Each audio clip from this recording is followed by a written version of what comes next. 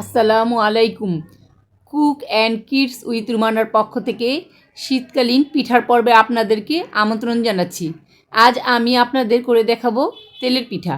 এই তেলের পিঠাকে অনেক এলাকায় পোয়া পিঠা বলে, তেলের পিঠা বলে, আরও কী বলে আমার ঠিক জানা নেই, আমি এই দুইটা নামেই জানি। চলুন পিঠা বানানো শুরু করি। প্রথমে নিয়ে নিচ্ছি আতপ চালের গুঁড়ো 1 কাপ, ময়দা হাফ কাপ, সেই সাথে এখানে খেজুর গুড় নিয়ে নিয়েছি আমি, একটু পানি দিয়ে গলিয়ে নিয়েছি 350 গ্রাম।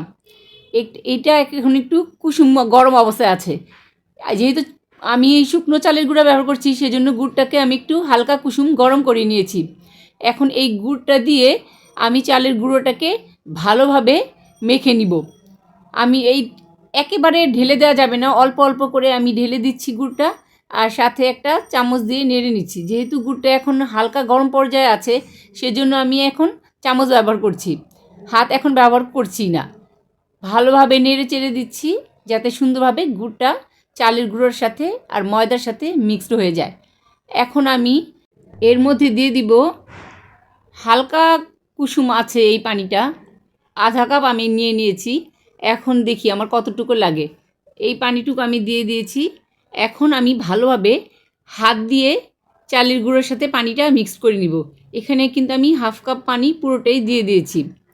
ভালোভাবে মথে নিচ্ছি। এভাবে না মথলে কিন্তু হবে না, কারণ চালের গুঁড়োটা কিন্তু আমার শুকনো চালের গুঁড়ো। এখানে ভিজা চালের গুঁড়ো হলে এতটা মথতে হতো না। এখন ভালোভাবে মেখে নিচ্ছি। বেশ সময় নিয়ে চালের গুঁড়োটাকে গুড়ের সাথে আর এই পানির সাথে মেখে নিতে হবে। এখন আমি একটা নরম সফট ডো বানিয়ে নিব। ডো না, ঠিক ব্যাটার বলা হয়। এখন এটা দেখুন আস্তে আস্তে কিন্তু পানি ছেড়ে দিয়েছে। এখন আমি এটা আধা ঘন্টার জন্য রেস্টে রাখবো। ফিরে এসেছি আধা ঘন্টা পর। এখন আমি পিঠা বানানো শুরু করব। দেখুন আমার পানিটা কিন্তু ঠিকঠাক মতো হয়েছে। আমার কিন্তু এর পরবর্তীতে আর কোনো পানি অ্যাড করতে হয়নি। এখন এর মধ্যে দিয়ে দিচ্ছি মৌরি বা সফ, কিছু নারকেল কুচি। এটা আপনারা স্কিপ করতে পারেন, অনেকে নারকেল কুচি সব ছাড়াই পিঠা বানায়, কিন্তু আমাদের পুরান ঢাকায় নারকেল কুচি আর সফটা সাধারণত আমরা ব্যবহার করে থাকি। আর এর মধ্যে যারা আপনারা অন্যান্য এলাকার, আপনারা এর মধ্যে একটু লবণ মিক্স করতে পারেন। আমরা এখন পিঠা বানানো শুরু করে দিয়েছি। তেলটা গরম হলে আমি পিঠার বেটার দিয়ে দিচ্ছি। আমি ডালের বাড়ার যে চামচ সেটা দিয়ে দিচ্ছি। যেটা দিয়ে আপনারা দিবেন, যে কোনো একটা জিনিস দিয়েই দিবেন, তাহলে পিঠার সাইজগুলো সব একই রকম হবে।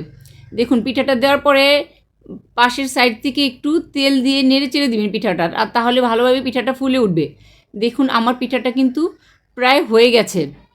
এখন আমি একটু উল্টে পাল্টে দিব ভালোভাবে, সুন্দরভাবে কালার আনার জন্য, তাহলে পিঠাটা সুন্দরভাবে একটু খেতে মচমচে হবে। এখন আমি তেলটা ভালোভাবে ঝরিয়ে পিঠাটা তুলে নিলাম। এটা কিন্তু আমার প্রথম পিঠা। এভাবে আমি আরও সবগুলো পিঠে বানিয়ে নিচ্ছি। এখন আমি দ্বিতীয় পিঠাটাও দিয়ে দিলাম দ্বিতীয় পিঠা। দেখুন আস্তে আস্তে প্রথম দিকেই পিঠা কিন্তু দুই একটা একটু খারাপ হতে পারে, কিন্তু দেখবেন বানানো শুরু করলে দুই একটা পিঠার পরেই পিঠাগুলো সব ঠিকঠাক মতো হওয়া শুরু করবে।